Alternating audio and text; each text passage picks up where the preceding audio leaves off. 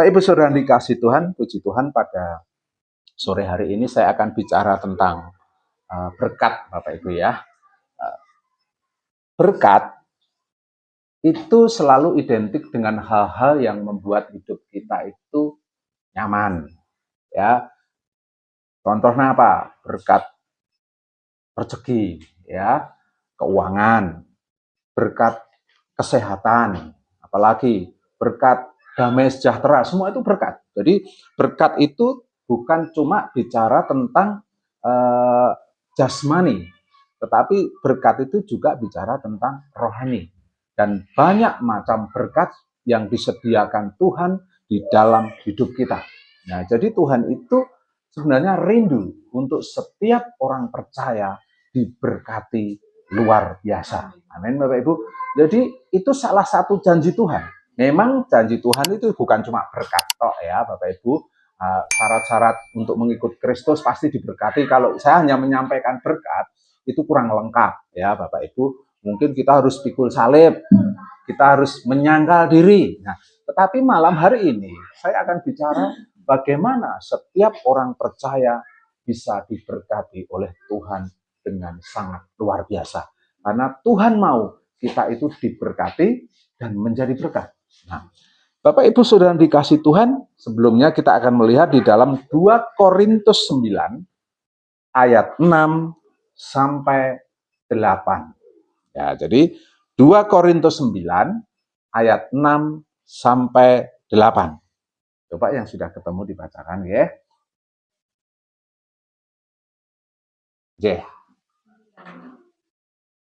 Camkanlah ini orang yang menabur sedikit akan menuai sedikit juga, dan orang yang menabur banyak akan menuai banyak juga. Hendaklah masing-masing memberikan menurut kerelaan hatinya, jangan dengan sedih hati atau karena paksaan. Sebab Allah mengasihi orang yang memberi dengan sukacita, dan Allah sanggup melimpahkan segala kasih karunia kepada kamu, supaya kamu senantiasa berkecukupan di dalam segala sesuatu dan malah berkelebihan di dalam berbagai kebajikan.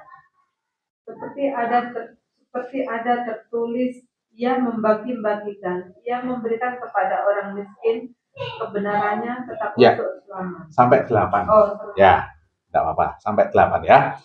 Bapak Ibu lihat ayat 8. Ya, dulu ayat 8. Karena ini janji Tuhan. Dan Allah sanggup melimpahkan segala kasih karunia kepada kamu, supaya kamu senantiasa berkecukupan dalam segala sesuatu dan malah berkelebihan dalam berbagai kebajikan.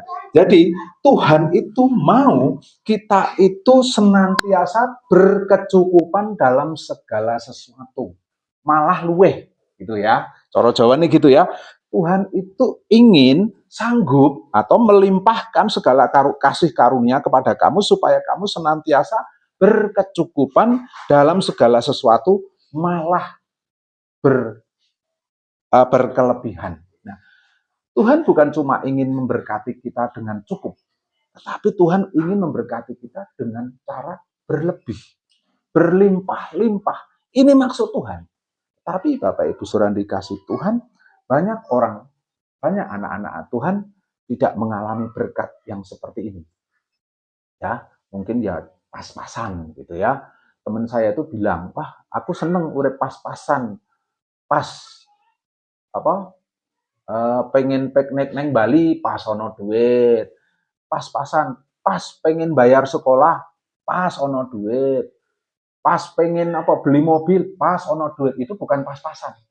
Ya, pas-pasan ini itu namanya ya berkecukupan ya, berkecukupan berlebihan karena segala sesuatu yang dia punya, yang dia inginkan, dia mendapatkan. Itu bukan pas. Kalau pas-pasan itu begini Bapak Ibu, segala sesuatu yang diberikan kepada kita itu pas. Hanya untuk standar minimal, itu pas-pasan. Kalau mobil namanya bukan pas-pasan ya. Kadang-kadang orang itu meleset ke ya kata pas-pasan itu. Tapi Tuhan itu tidak ingin kita itu pas-pasan. Tuhan itu ingin kita berkecukupan. Bahkan berlebih gitu loh. Supaya apa? Supaya kita bisa menyalurkan berkat itu bagi banyak orang. Tetapi ini yang seringkali tidak kita alami. Jadi malam hari ini kita harus belajar bagaimana supaya kita bisa diberkati oleh Tuhan sehingga kita pun bisa hidup memberkati orang lain. Ya, kita akan lihat bagian yang pertama adalah begini.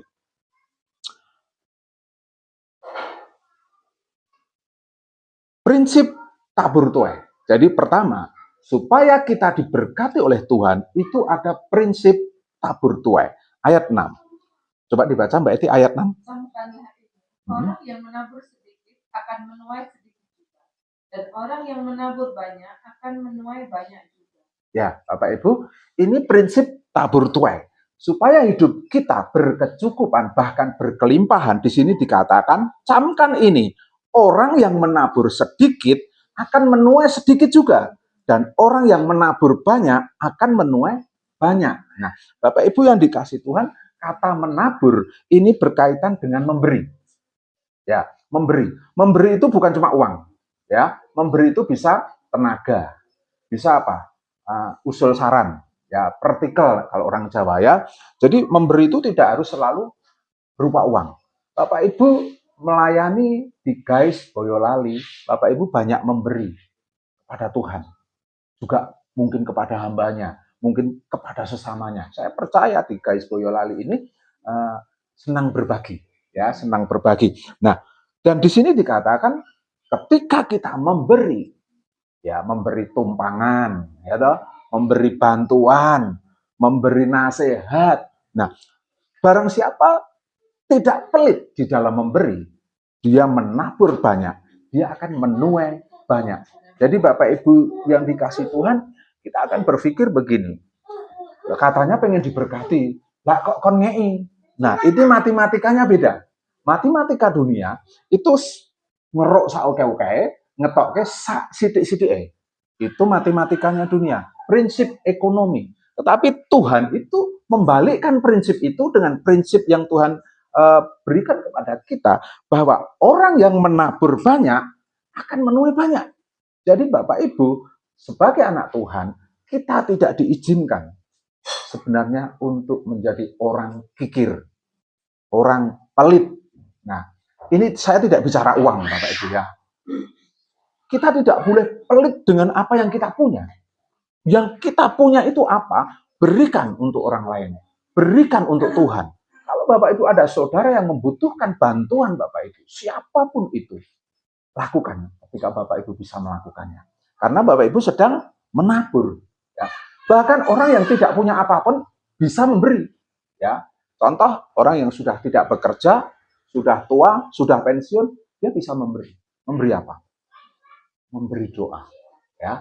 Jangan dikira doa itu sesuatu yang gampang. Kalau kita tidak mempunyai hati memberi, orang itu tidak mungkin berdoa untuk orang lain. Ya, berkontribusi. Nah, Bapak Ibu akan jadi batu sandungan. Jadi jangan jadi orang Kristen itu jangan orang Kristen yang yang eksklusif. Maksud saya eksklusif itu aku ngumpul sing sak podo-podo jenise. Aku mau ngumpul karo sing podo wong Kristen nih. Jangan, Bapak Ibu. Bapak Ibu harus bergaul dengan semua orang dan tunjukkan bahwa Bapak Ibu adalah murid Kristus dengan memberi diri buat mereka. Ya. Jadi kalau suruh kerja bakti, orang Kristen harus datang. Ya, harus datang. Gitu. Kalau tidak bisa datang, minimal memberi kontribusi. Saya waktu di Waringin Rejo itu jarang bisa ikut kerja bakti karena kerja baktinya ini pas minggu, pas ono ibadah. Nah, saya harus milih kan. Kalau saya nuruti kerja bakti, saya menghilangkan waktu untuk Tuhan. Tetapi saya bisa menggantikannya. Mungkin saya belikan rokok. Ya, istri saya kadang tak suruh bikin sosis untuk mereka. Artinya apa? Saya enggak jadi batu sandungan meskipun saya tidak ikut kerja bakti karena ada sesuatu yang menggantikan kehadiran saya. Ya, tidak bisa ronda, harus memberikan kontribusi 10.000.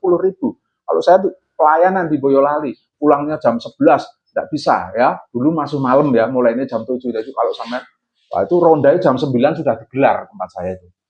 Kadang-kadang saya belikan mereka gula teh. Ya. Kasih kontribusi. Nah, orang Kristen tidak boleh pelit melakukan hal itu. Jangan sampai saya mendengar ada orang Kristen di masyarakat terkenal berkati Tuhan. Karena menabur hanya sedikit. Ya. Jadi Bapak Ibu Saudara dikasih Tuhan, camkan ini, orang yang menabur sedikit akan menuai sedikit juga. Ya. Dan orang yang menabur banyak akan menuai banyak juga. Ketika Bapak Ibu mempunyai kontribusi yang besar buat masyarakat sekitar, orang-orang di sekitar kita, saudara seiman, pekerjaan Tuhan, menabur banyak di dalam ladang-ladang Tuhan, Bapak Ibu pasti diberkati Tuhan luar biasa. Karena ini prinsip dari Tuhan. Nah, terus secara universal, hukum tabur tuai itu akan terus berlaku selama kita masih hidup. Jadi kalau Bapak Ibu menabur, pasti Bapak Ibu menuai. Orang yang memberkati banyak orang, memberkati orang lain, tidak pernah hidupnya kekurangan. Saya sudah membuktikan berkali-kali dan saya juga melihat orang-orang anak-anak Tuhan yang hidupnya hanya untuk memberi kepada sesama, terlebih kepada Tuhan, itu dipelihara Tuhan luar biasa. Ya, memberi banyak ya, bukan uang ya, bukan cuma uang ya. Terus Bapak Ibu yang dikasih Tuhan, kita akan lihat di dalam Amsal 11 ayat 24 sampai 25. Nah, ini prinsip memberi. 24 sampai 25. Ada yang menyebar harta, tetapi bertambah kaya. Ada yang menghemat secara luar biasa, namun selalu berkekurangan. Siapa banyak memberi berkat, diberi kelimpahan. Siapa memberi minum, ia sendiri akan diberi minum. Ya, Bapak Ibu yang dikasih Tuhan, di sini dikatakan dengan jelas, ada yang menyebar harta, jangan diterjemahkan letterlek ya Bapak Ibu ya. Ada yang menyebar harta tetapi bertambah kaya. Ada yang menghemat secara luar biasa, namun selalu kekurangan. Nah, ini adalah mindset Bapak Ibu ya. Orang yang menyebar harta, ini bicara tentang orang yang mau memberi. Nah, orang yang memberi itu tidak harus kaya. Fakta Bapak Ibu sudah dikasih Tuhan, semakin kaya itu semakin util. Duitnya pirang-pirang, kelihatannya kaya, tapi dia merasa kekurangan. Ini masalah mental Bapak Ibu ya. Tapi ada orang yang pas-pasan, dia mau berbagi, mau memberi kepada sesamanya, dia itu kaya di dalam Tuhan. Dan dia tidak pernah kekurangan. Karena di situ dikatakan apa? Namun selalu, namun bertambah kaya, tetapi bertambah kaya. Jadi Bapak Ibu, ketika Bapak Ibu menyebar harta, banyak memberi, ini bicara tentang sedekah ya, itu Bapak Ibu pasti akan ditambah-tambahkan. Ini sudah prinsip. Ini prinsip iman Bapak Ibu ya. Ini berbeda dengan prinsip dunia. Kalau prinsip dunia itu mengambil sebanyak-banyaknya, mengeluarkan sekecil-kecilnya. Tetapi firman Tuhan berkata, siapa menyebar harta, siapa banyak memberi, dia akan bertambah kaya. Terus namun ada yang menghemat luar biasa justru berkekurangan. Ya karena ono wae masalah Bapak Ibu ya. Terus siapa banyak memberi berkat diberi kelimpahan. Pasal 25. Ini yang ngomong Tuhan ya Bapak Ibu. Siapa yang banyak memberi berkat diberi kelimpahan. Ini janji Tuhan. Siapa memberi minum, ia sendiri akan diberi minum. Artinya apa yang kau tabur akan kau tuai. Bapak Ibu memberi 1 gelas aqua kepada orang yang paling hina, ya itu dicatat sama Tuhan. Bapak Ibu tidak akan kehilangan pahalanya. Nah, jadi Bapak Ibu, tetapi seringkali ini dipakai oleh para pemimpin memanipulasi ayat ini untuk ngeruk duit. Ya, ini saya nggak setuju. Jadi ada pemimpin dalam agama manapun sama. Di dalam kekristenan juga sama, Bapak Ibu ya. Ada hamba-hamba Tuhan, kalau khotbah duit terus Bapak Ibu. Tujuannya apa? Ben jemaatnya banyak memberi terus diiming-imingi.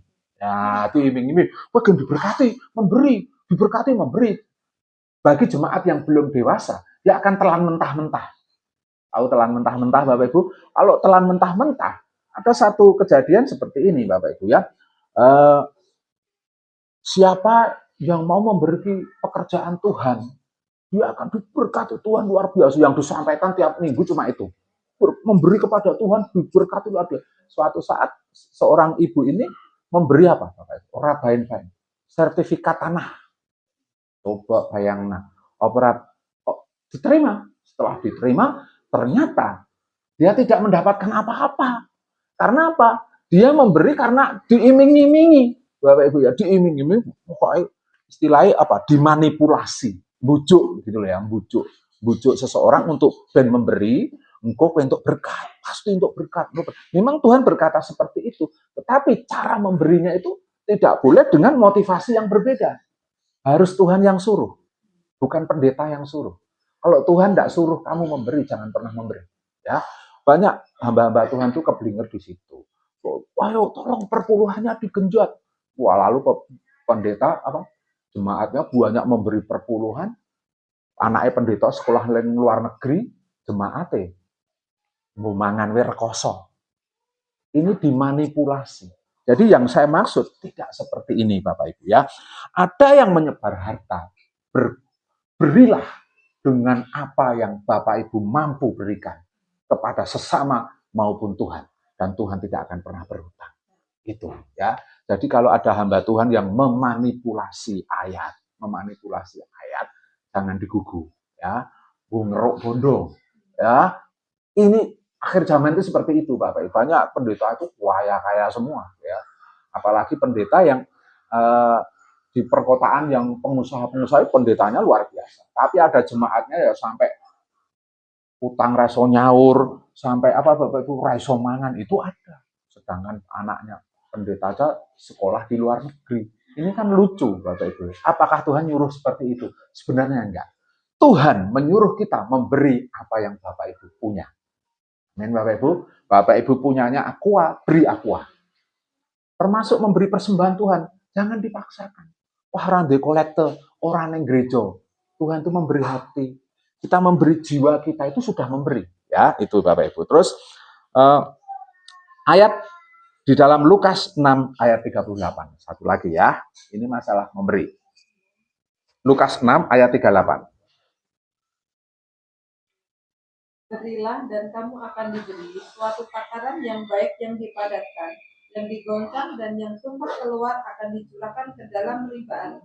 Sebab ukuran yang kamu pakai untuk mengukur akan diukurkan kepadamu. Ya, berilah maka kamu akan diberi suatu takaran yang baik, yang dipadatkan, yang digoncangkan. Jadi kalau Bapak Ibu punya beras, itu ben madet, diocok-ocok, dinet-net ya. Seperti itu loh balasan Tuhan bagi orang yang mau memberi. Amin Bapak Ibu. Jadi Bapak Ibu silahkan memberi kepada siapapun. Saya tidak berkata harus memberi kepada saya, harus memberi kepada gereja Gais Gideon, tidak.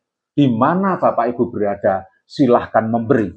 Karena Bapak Ibu sedang menabur kepada Tuhan. Ya, amin Bapak Ibu. Mau memberi, karena ini kunci berkat. Nah, memberi itu ojo nek ra duwe terus dienek-enekke, jangan, itu tidak memberi, ya. Sing duwemu apa? Memberilah dengan apa yang ada padamu. Kalau Bapak Ibu memberi golek wah dan diceluk bos, itu salah Bapak Ibu ya. Saya punya teman dulu itu suka memberi, tapi sampai blobo udo.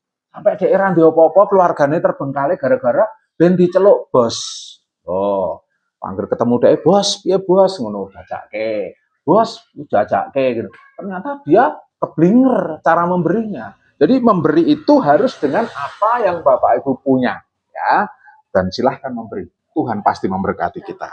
Terus yang kedua, kalau yang pertama tadi adalah apa Bapak Ibu? Prinsip tabur tuai, memberi itu adalah tabur tuai. Yang kedua adalah cara memberi atau sikap dalam memberi. Ayat 7 dibaca Mbak. Yang tadi, hendaklah masing-masing. Tadi apa tadi? Korintus tadi loh Bu, 2 Korintus 9 ayat 7. Lanjutannya ya, 2 Korintus ya. 2 Korintus 9 ayat 7, coba. Hendaklah masing-masing memberikan menurut kerelaan hatinya, jangan dengan sedih hati atau karena paksaan. Sebab Allah mengasihi orang yang memberi dengan sukacita. Ya, yang kedua adalah sikap memberi. Allah mengasihi orang yang memberi dengan sukacita. Jadi kalau Bapak Ibu memberi, jangan dengan terpaksa. Memberi itu harus dengan sukacita. Nah, orang yang memberi dengan sukacita, Tuhan tidak pernah berhutang. Karena Tuhan mengasihi orang yang memberi dengan sukacita. Jadi kalau Bapak Ibu sedang memberi orang lain, memberi bantuan kepada saudara yang mungkin kadang-kadang kita tuh memberi terus dijaga ke, Bapak Ibu. Ya Pak ya, Bapak Ibu ya.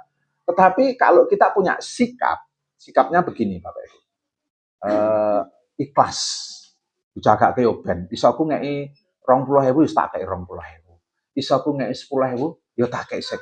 Ora mbok balekke ra apa-apa jenenge memberi. Nah, artinya dijagake karepmu ra karepmu. Jangan sampai kita itu memberi karena nggak punya terus diutangke. Nah, ini tidak dengan ikhlas, ya. Jangan lakukan itu karena saya dulu pernah melakukan hal itu, Bapak Ibu. Dan ternyata itu ganjel sampai bertahun-tahun ya. Aku disambati orang duwe tak goleke utangan. Lalu aku yo dengan sungut-sungut, wah nek ora dikeki wong sedulur, ya toh. Nek ora dikeki kok yo mesake men. Ning kok njagake, kok ngarani gitu loh ya. Nah, akhirnya saya berusaha untuk memberi meskipun dengan sungut-sungut, meskipun dengan apa? Sedih, tidak ikhlas. Jane aku dhewe ya butuh. Kok menapa dadak tak keke. Nah, cara memberi seperti ini tidak akan mendatangkan berkat. Justru akan mendatangkan kekurangan, permusuhan. Benar apa yang terjadi Bapak Ibu ya. Ketika saya memberi itu, bilangnya sih pinjam gitu ya. Akhirnya setelah sampai tiba waktunya, tidak pernah diangsur sama sekali. Sampai orangnya itu sekarang sudah meninggal. Gitu. Ya enggak diangsur. Aku ora nyukurke Bapak Ibu ya. Tapi waktu itu benar-benar saya kekurangan gara-gara membantu orang itu. Karena apa? Saya salah. Harusnya saya memberi dengan apa yang saya punya. Oh, dia mintanya tuh gaji Pak, punya saya cuma 150 ya, kasih aja 150. Rasa mbok utang rapopo gitu. Itu lebih enak daripada diusahake. Ternyata apa Bapak Ibu? Dia mengkhianati, maka memberi semacam itu tidak akan mendatangkan berkat. Jadi Bapak Ibu kalau memberi harus dengan sukacita, saiklase. Ya, namanya saiklase. Begitu ra disaur ya wis ben. Karena saiklase Bapak Ibu ya. Itu ya. Terus Bapak Ibu, itu adalah satu sikap yang benar di dalam memberi. Jadi Bapak Ibu kalau memberi jangan pernah dengan bersungut-sungut, termasuk memberi sama Tuhan. Ya, itu. Kita akan lihat lagi yang ketiga, ayat 8.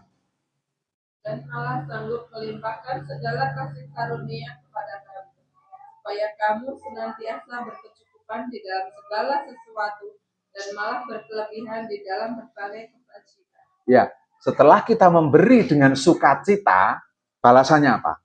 Berkat Tuhan melimpah dan Allah sanggup melimpahkan segala kasih karunia kepada kamu supaya kamu senantiasa berkecukupan dalam segala sesuatu malah berkelebihan dalam berbagai kebajikan. Jadi setelah Bapak Ibu memberi dengan sukacita, Bapak Ibu akan dilimpahkan rezekinya ya. Jangan sampai memberi, yuk punya uang berapa? 10 juta, bawa sini. Besok jadi 100 juta. Ayo punya uang berapa? 50 besok. Itu tidak memberi, itu dimanipulasi. Memberi yang di sini memberi dengan cara yang benar, memberi dengan keikhlasan. Nah, setelah melakukan hal itu, Tuhan berjanji bahwa Dia akan melimpahkan kita dalam segala kecukupan, bahkan berlebihan, bahkan berkelebihan. Jadi silahkan Bapak Ibu memberi, tetapi harus dengan keikhlasan. Ya, keikhlasan dengan apa Bapak Ibu istilahnya sukacita. Ya. Kalau Bapak Ibu harus ada orang yang harus pinjam, Bapak Ibu ya, Bapak Ibu memang kalau memang tidak mampu jangan pernah meminjami orang. Karena engkau tadi suloyo, Bapak Ibu ya. Jadi lebih baik dikasih aja. Gitu. Nah, tetapi Bapak Ibu sudah dikasih Tuhan, Tuhan itu tahu cara memberkati kita. Cuma syaratnya kita harus mau memberi. Memberi bukan uang tok. Bapak Ibu bisa memberi tenaga. Saya senang kalau Pak Anto itu memberi tenaganya untuk ngangkut jemaat. Ini pemberian loh Bapak Ibu. Tumpangan itu memberi loh Bapak Ibu. Tidak dapat apa-apa, tapi malah repot, nyambut gawe kemrungsung, kudu jemputi. Ini pemberian, ini satu contoh. Nah, kita harus belajar seperti itu. Jadi, jangan pernah berpikir kalau memberi itu pasti uang. Ya, jangan ya Bapak Ibu ya. Dan ini janji Tuhan, berkat yang berlimpah bagi setiap anak-anaknya yang memberi dengan sukacita. Jadi lakukan untuk itu supaya hidup kita diberkati Tuhan luar biasa. Jadi untuk memberi itu orang undat-undat Bapak Ibu. Orang yang memberi dengan sukacita tidak akan pernah ingat dulu aku ngei kae lho. Biyen kae lho nek ora enek aku uripe rekoso, itu berarti kita memberi dengan tidak mondeh-ondeh ya. Memberi harus memberi, oke. Makanya firman Tuhan mengatakan kalau memberi itu harus dengan ikhlas, dengan sukacita, supaya apa? Belakangnya nggak ngundet-ondet. Nah, saya tuh ngundet-ondet karena apa? Dulu saya memberi tak golek-golek ke. Begitu rati sahur ya aku ngundet-ondet. Iya nenek teko ngemis-ngemis, nangis-nangis gitu loh. Kan salah saya. Saya yang berdosa justru seperti ini ya. Nah, tapi saya belajar dari situ mulai sekarang dan seterusnya ketika Bapak itu harus memberi kepada orang, memberi dengan sukacita.